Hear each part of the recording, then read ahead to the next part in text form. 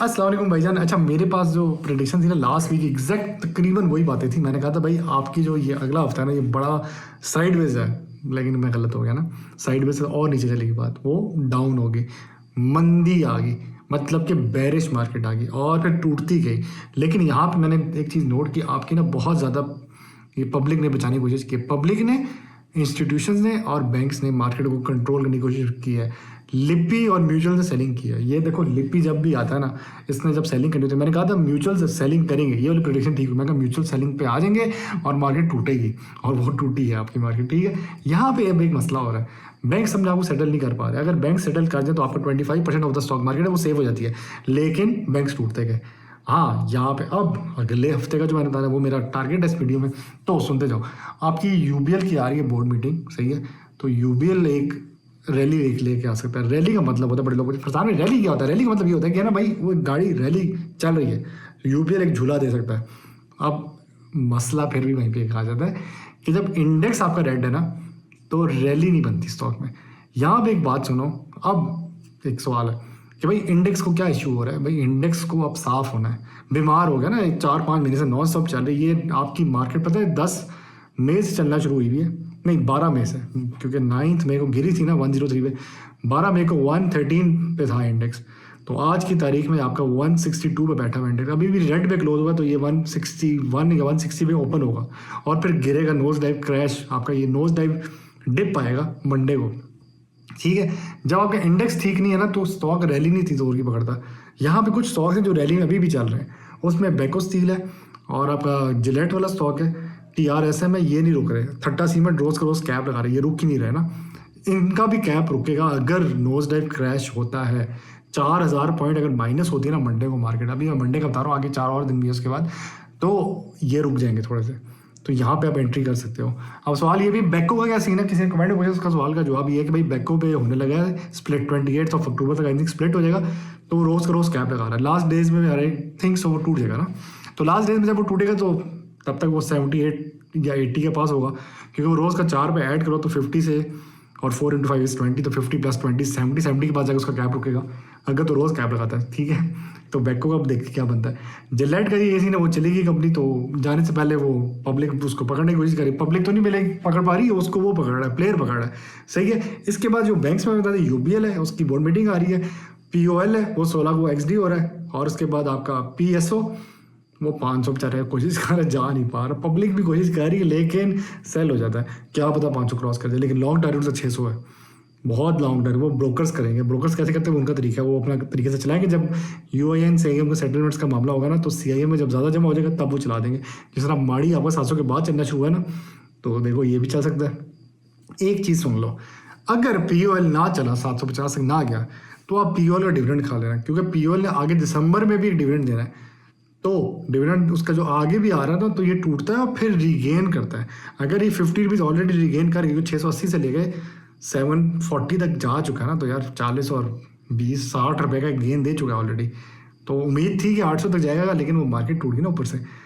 अब अगर ये ना जा सका, ये इधर ही टूटेगा, XD के बाद ही टूट जाएगा। इसमें बेचारे ने अपनी डेट भी चेंज, लोगों को पता नहीं था, तो ये आई थिंक 720 तक मैक्सिमम गेन लेगा, फिर टूटेगा 680 भी आएगा, फिर ये रीगेन करेगा तो 750 पे जाके ये 760 पे सेटल होगा। तो POL की स्ट्रेटजी ये सुन लो कि आप POL को 50% पे सेल करो, 50% आप डिविडेंड खा लो, या मेरे जैसा हो ना, अगर ये मेरा टारगेट ना हिट किया तो मैं नहीं सेल करूँगा, मैं इसका डिविडेंड खा लूँगा, और मैं फिर नेक्स्ट पीक पे जाके सेल करूँगा। जब दिसंबर में पीक मारेगा ना 25 रुपये जब डिविडेंड देता है तब। अच्छा, स्टॉक मार्केट एक और अपडेट दे दूँ, हमारे पाकिस्तान को फ़ायदा होता है जब ऑयल सस्ता होता है, हमारी इकॉनमी को फ़ायदा होता है। तो अभी ऑयल सस्ता हो गया, ठीक है, गोल्ड आपका क्रैश हुआ, आपका क्रिप्टो भी क्रैश हुआ है। गोल्ड क्रैश तो नहीं हुआ, गोल्ड एटलीस्ट टूटा है 4000 पे जाके, क्योंकि वो एक ऑलरेडी बहुत हाई पे चला गया था, ग्रीन कैंडल एक बनती आ रही थी, तो वो टूटा थोड़ा सा। सिल्वर एक ऑल टाइम हाई पे चला गया, ये खतरनाक होता है, ये ऑल टाइम हाईज होते हैं नहीं, बड़े खतरनाक होते हैं। और जी ले लो जी, आप जाएगा जी, वो ऊपर जा रहा है भाई, रुक जा भाई, गिर भी जाता है, ज़्यादा ऊपर नहीं जाना चाहिए। तो स्टॉक मार्केट में ये मतलब है बहुत ऊपर चलेगी तो उसको लेके आना पड़ा नीचे, भाई नीचे आ जाओ। अच्छा, लॉन्ग टर्म टारगेट जो है ना, long term target stock market का, वो मेरे ख्याल से 200 तक तो जाना चाहिए। मैंने लास्ट में भी ये बोला 230 तक का है, लेकिन 200 तक जाएगा। वैसे ये भी कहते हैं कि शायद 190 तक चला जाए, क्योंकि अभी रुकी है ना मार्केट, अच्छा है वैसे। और स्टॉक मार्केट का तरीका होता है कि वो 5 स्टेप्स आगे जाती है, 2 स्टेप्स पीछे आती है, मतलब 5 ग्रीन है तो 2 रेड्स भी होती हैं। ये स्टॉक मार्केट क्या थी, 25 दिन ग्रीन थी, 2 दिन रेड थी। ये बड़ी खतरनाक होती थी। रेड भी वो आती कौन सी थी, आपकी रोल ओवर वीक में खाली आती थी। तो ये तो अच्छी चीज़ नहीं थी ना, ये खतरनाक थी। तो अच्छा हो गया कि ये टूटने लगी। अब यहाँ पे एक और स्टॉक बता दो, AHCL जो है ना आपका, इसको हो रहा है हैवी किस्म का बाईबैक, डायरेक्टर्स खरीद रहे हैं। तो ये मुझे लगता है मेरा जो एक ही टारगेट हिट होगा मेरी ज़िंदगी का, जो मैंने बोला था टारगेट हिट कॉल क्लोज, ये मेरे ख्याल 20 तक जाएगा। और ये एक लॉन्ग टर्म होल्डिंग स्टॉक है। इसको अगर आपने सेल भी करना है ना तो 10 से 20% सेल करना, बाकी होल्ड करना, क्योंकि ये लोवेस्ट आपका फर्टिलाइजर सेक्टर में अभी स्टॉक है। बाकी और बाकी जो AGP वगैरह वो सारे बहुत महंगे हैं। FFC जो है आपका वो बहुत महंगा हुआ है। और सिर्फ एक और चीज़, अब आ रहा है नवंबर, तो FFC, लकी सीमेंट आपको, और चौथा कौन सा था, फातिमा, हाँ, ये बिडिंग बैठे में PI की। तो ये भी भाई गेम चला रहे हैं। माड़ी की बात बता दूँ, माड़ी से गैस लेगा और वो उधर जाके जमा कराएगा गैस। FFC रिफंड वगैरह आई थिंक उसको दी जाएगी। तो माड़ी भी यहाँ पे वैल्यूबल है।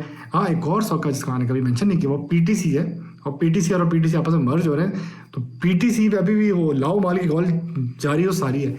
एक और स्टॉक है गाल। मैंने बड़ा मना किया अपने कम्युनिटी में लोगों को कि गाल मत लेना, लॉन्ग टर्म में ठीक है चलेगा। उसने फर्स्ट टाइम डिविडेंड दिया। एक कंपनी है, नई गाड़ी लॉन्च की, भाई जी पकड़ो इसको, गाल लाओ माल 600 पे पाओ, भाई सब्र तो कर जा। वो वापस 584 पे आया, अब वो 580 पे होगा। भाई ऐसे स्टॉक पे नहीं जाते यार, प्लीज़ लाओ माल के पीछे ना भागा करो, बड़ा खतरनाक होता है। अब यहाँ पे मंडे का तो मैंने बता दिया, मार्केट टूटेगी, बहुत पैनिक होगा। तो आपके पास कैश इन हैंड होनी चाहिए और आपने बाइंग करनी होगी। वो बाइंग अपॉर्चुनिटी आपने ढूंढनी है, आपको कौन सा स्टॉक है। मेरा भी एक शॉर्ट भी शायद लगाई है, वो मैं शायद लिंक कर दूंगा इसके साथ। उसमें मैंने प्रॉपर स्टॉक्स बताए हैं कि कौन कौन से उठाने हैं। अच्छा, मेरे पास ना कुछ स्टॉक्स हैं जो मुझे बहुत पसंद है। मैंने एक साजगार उठाना है। साजगार मैं चाहता हूँ कि 1700 का हो जाए ना, सात बोल दिया मैंने, 1700 का अगर हो गया ना साजगार, तो मैं साजगार उठाऊंगा। यूनिलीवर, ये है तो बहुत महंगा स्टॉक, लेकिन मैं थोड़ा सा उठाऊंगा इसको, 1 या 2 की क्वांटिटी में उठाऊंगा, 50,000 डालूंगा, इतना ही मिल जाए बहुत है। ये आपको डिविडेंड बहुत देता है। रफान मेज़ का मैंने बताया, ये बहुत महंगा स्टॉक है, 4 क्वार्टर में डिविडेंड देता है। उसकी स्टोरी मैंने सुनी है कहीं से, लाइव में सुनी, किसी ने कमेंट में लिखा था कि शायद मियां मंचा इसको टेक ओवर कर। अभी कंफर्म नहीं है बात, लेकिन एक स्पेकुलेशन है, शायद ले ले। ठीक है, तो ये स्टॉक्स बहुत मजे के। आगे आपका ट्यूसडे, वेडनेसडे और थर्सडे। अब इस वक्त ना पाकिस्तान के साथ मसला ये, उन्होंने पंगा ले लिया। पंगा क्या लिया उन्होंने, बदला लिया। पंगा तो उन्होंने लिया, हमने बदला लिया। अफगानिस्तान के साथ एक वॉर सिचुएशन चल पड़ी है, जिसकी वजह से एक फियर है, क्योंकि आपने प्रॉक्सी वॉर वो लड़ रहा है हमारा साथ वाला देश उसके साथ। मतलब इंडिया उधर कह रहा है तुम इधर अटैक करो, तो वो पाकिस्तान बेचारा उधर भी अटैक करे, इधर भी खा रहा है। वो इधर वो गन लेके खड़ा हुआ और उधर गोलियां मार रहे हैं। ठीक है, उसके लिए मुश्किल हो गया पाकिस्तान के लिए। अब इसकी वजह से क्या है, पाकिस्तान के अंदर जो इन्वेस्टर है वो थोड़ा फियरफुल हो गया। तो इसकी वजह से आपकी जो ट्यूसडे वेडनेसडे वो भी एक साइड में मार्केट होगी। मंडे को रेड होगी, ट्यूसडे वेडनेसडे को साइड में मार्केट होगी। तो इसमें अब यहाँ पे सवाल आ जाता, फरसान भी तो हम क्या करें भाईजान। पहली चीज़ है, आप यहाँ पे तो 6 महीने के लिए सफ़र करें। 6 महीने बहुत बोल दिया, क्योंकि आगे 27 अक्टूबर फिर आपकी MPC पॉलिसी भी आ रही है। और IMF की ट्रेंच नहीं रिलीज़ हुई, वैसे उसने कर दे रही थी आज 12 बजे, लेकिन वो नहीं रिलीज़ हुई। उसमें ये तो फाइनलाइज होगा कि क्या हिसाब चल रहा है कि पाकिस्तान असल में अमेरिका के पास गया। उन्होंने कहा कि हमें ना किसी तरह क्लियर करें मामला भाई हमारा। अच्छा, और IMF कह रहे हैं कि तुम्हारे डिफरेंस बहुत आ रहा है आपके वो जो होता है ट्रेड का और इसका पैसों का। आई थिंक 11 बिलियन डिफरेंस आ रहा है। कह रहे भाई क्या हिसाब में मामला ख़राब हो गया तुम लोगों, क्योंकि उनके रिकॉर्ड में और हमारे रिकॉर्ड में बहुत बड़ा डिफरेंस आ रहा है, जिसकी वजह से उन्होंने कहा जी हमें SLA अप्रूव नहीं किया। उन्होंने कहा we need 14 more days. Pakistan अब रिक्वेस्ट करने के अमेरिका से कि किसी तरह इसको एक्सेप्ट करें। एक ये मसला है, ये रेड कैंडल है, रेड कैंडल। दूसरी रेड कैंडल ये है कि यही बॉर्डर पे जब मसले चल रहे दोनों साइड्स पे, कि 2 रेड कैंडल है। ग्रीन कैंडल सुन लो, ग्रीन कैंडल ये क्या कि सऊदी वाले मामला सेट है, पैसे आ रहे हैं, ग्रीन कैंडल एक होगी। दूसरी ग्रीन कैंडल कौन सी है, ऑयल सस्ता हो रहा है, ये ग्रीन कैंडल होगी, 2 कैंडल। तो अब ये 2 रेड और 2 ग्रीन, तो साइड में हफ्ता फिर पूरा होगा। हाँ, रेड कैंडल अभी यहाँ चलेगी। आपकी market most probably settle down होगी 150 से 155 के बीच में। नहीं फरसान में ये तो 170 क्रॉस करे 180 पे जा रही थी। नहीं यार, अब थोड़ा सांस लेने दो। म्यूचुअल्स री एंट्री करेंगे, लेकिन आपका वो जो रोल ओवर भी है वो फ्यूचर्स बहुत तंग करेंगे। तो ये बड़ा मसला हो गया। और आगे MPC पॉलिसी भी है, तो MPC पॉलिसी शरासूद एक्सेप्ट होगी। क्या होगा कि सेम रखनी है, बढ़ानी है, कम करनी है, वो बड़ा रोल है। तो बैंक्स और सीमेंट बड़ा आपस में ख़राब हो जाएगा। एक साइड पे बैंक खड़ा हुआ 25% है और 15% सीमेंट है, तो ये भी गेम खराब हो जाएगी। तो यहाँ पे भाई डिसीजन लेना बड़ा मुश्किल हो जाता है। तो इस केस में जो अक्लमंद इन्वेस्टर होता है वो क्या करता है, छुट्टी पे चले जाता है। वो डिप्स में बाई करता है और बस देखता रहता है। वो ट्रेडिंग एहतियात से करता है, विद कॉशन करता है। अब यहाँ स्टॉप लॉस ना लगाओ, क्योंकि स्टॉक गिरता जा रहा है। आप कैसे स्टॉप लॉस लगाओगे? आप कहते ये है कि फॉलिंग नाइफ को ना पकड़ो, लेकिन आप स्मॉल क्वांटिटीज़ में पकड़ो छोटे मोटे कट लगेंगे, बाद में आप पट्टी लगा के देख लेना उसको। मतलब एक स्टॉक है वो 1700 का, ठीक है, चलो बड़ा बता दी, छोटा बताता हूँ।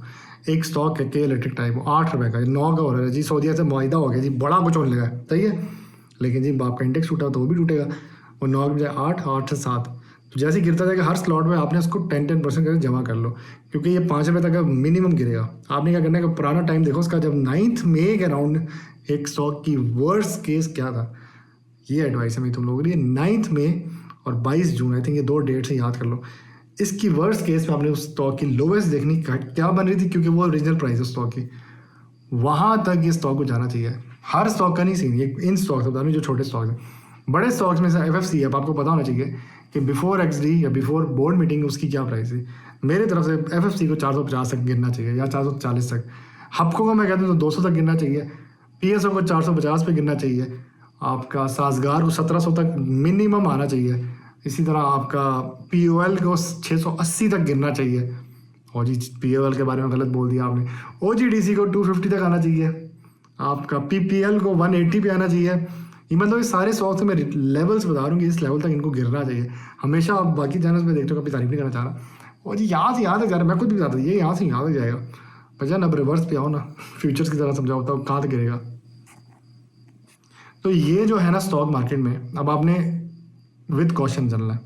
आपने एंट्रियाँ लेनी है, पैसे इन हैंड हो जाएंगे। You should have cash in hand. जिसके पास कैश इन हैंड है वो किंग है। एग्जिट करोगे आप कहाँ पे करोगे, जब आपको ग्रीन नजर आएगी ना 1000 पॉइंट प्लस पे ग्रीन, तो आप अपना 20% 30% एग्जिट करो, प्रॉफिट में एग्जिट करो। डिविडेंड स्टॉक्स रख लो। डिविडेंड स्टॉक नहीं टूटते इस बेरिश मार्केट में, क्योंकि जो डिविडेंड देने लगा वो नहीं टूटता। हाँ जी POL टूट गया, फरसान में आप तो POL की तारीफें करते। POL इसलिए टूट रहा है क्योंकि POL अब कमज़ोर हो रहा है ना, उसने आगे XD होने लगा है। तो और एक और मसला ये भी है कि उसने एक गलती कर दी, उसने डेट बढ़ा दी, लेकिन अनाउंसमेंट उसकी शायद पब्लिक तक नहीं पहुंची सही तरह। बहुत से लोगों ने जी लास्ट कैंडल बड़ी रेड कर दी, हम सेल करें, ऊपर से डायरेक्टर ने भी सेल कर दिया। अच्छा यहाँ पे एक और स्टॉक था, मैंने पिछले शायद नहीं था, AHCL को डायरेक्टर बाय कर रहा है, वो चल रहा है। थट्टा सीमोड को भी बाय बहुत चल रहा है। और गरेवा वाला GWLC आई थिंक नाम है, वो भी बहुत हैवी बाय हो रहा है। ये जो बाय वाले हैं ना स्टॉक्स, ये बहुत ऊपर जाते हैं, लेकिन खतरनाक भी होती है, किसी टाइम भी रुक भी जाता है बाय। तो अचानक स्टॉक गिरना भी शुरू हो जाता है, उसको हम लोग कहते हैं रग पुल। क्रिप्टो के डाउन इसको रग पुल करते भाई, ओ निकल गया सब कुछ, पता ही नहीं चला भाई। तो आपने अब यहाँ पे देख के चलना भाई। अब आप कांटों के अंदर आ गए। पहले तो आप चल रहे थे भाई, फूल के अंदर बैठे थे जी, फूलों में बैठे नहीं, वो जा रहा है जहाज़ ऊपर देख रहे हैं। अब जहाज़ लैंड हो गया, अब आपने देख के उतरना है, सीढ़ी से स्लिप ना हो जाना। अब स्लिप जो हो गया वो गया, पैनिक में कुछ ना सेल करते ना, अनलेस कुछ प्रॉफिट हो। अगर छोटा लॉस है तो लॉस बुक कर सकते हो, लेकिन in the long run market recover करेगी। ये मैं कह रहा हूँ, मार्केट रिकवर करती है और हमेशा करती है। ये मार्केट की खूबसूरती है।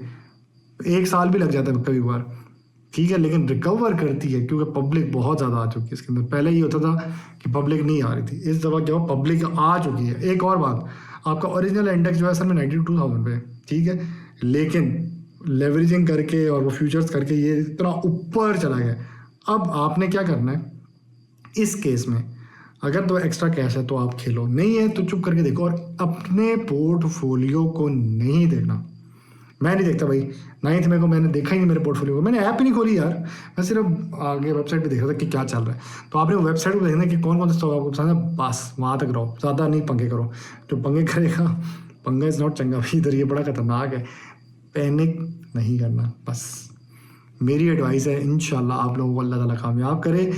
कोई मसला हो कमेंट करो, हाजिर हूँ, लाइव भी आता रहूँगा, हौसला देता रहूँगा, ठीक है। अल्लाह को नाराज़ ना करना, अल्लाह से दोस्ती जोड़ो, अल्लाह ताला कामयाब करेगा। बैंकिंग सेक्टर में बता दें तो आपका UBL बहुत चलेगा, POL ऑयल सेक्टर में चलेगा, माड़ी चल सकता है, और आपका फर्टिलाइज़र में FFC और EFD ये संभाल लेंगे मामले को। फातिमा शायद थोड़ा सा टूट जाए। AHCL थोड़ा सा चलेगा, अभी है ही छोटा 4-5 स्टॉक, तो मैंने 3 ऑलरेडी बता दिए। सीमेंट में आपका लकी सीमेंट आइडियल है यहाँ पे, वो अपने आप को संभाल लेगा। बेस्ट में सीमेंट ये संभाल लेगा। एक और बात सुनो, जल्दी से काम करो, AI को जाओ, AI को अपना स्टॉक भेजो, उससे को बेटा वैल्यूज बता दे। अगर किसी स्टॉक की 1 से लेस बेटा वैल्यू है, वो एक स्टेबल और डिफेंसिव हो जाएगा।